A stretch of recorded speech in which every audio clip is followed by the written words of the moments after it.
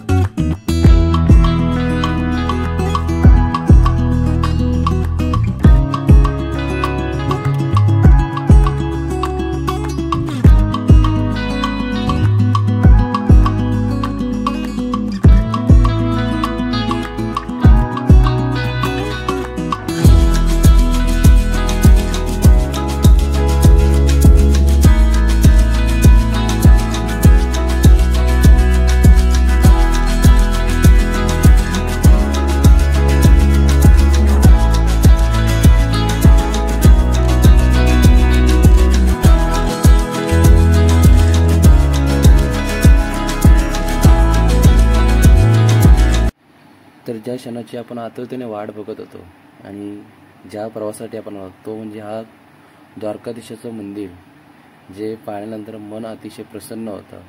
श्रीकृष्णाला पाहण्यासाठी लोक आतुर तर असतातच, पण श्रीकृष्ण हा विष्णूंचा 8वा अवतार आपण म्हणतो. वैष्णव पंथामधील सर्वोच्च देवता म्हणून त्याची पूजा केली जाते. अशा श्रीकृष्ण दर्शन घेण्यासाठी आपण या द्वारकेमध्ये आलो. या द्वारकेची रचना, या द्वारकेची प्रतिकृती, मंदिरातील शांतता आणि मंदिरातील श्रीकृष्ण नामाचा गजर हा काही वेगळाच होता. श्रीकृष्णाच्या मूर्तीकडे पाहिल्यानंतर मन अगदी प्रसन्न होऊन गेलं. प्रवासातील संपूर्ण थकवा निघून गेला आणि श्रीकृष्णाचं दर्शन झाल्यानंतर सार्थक झालं.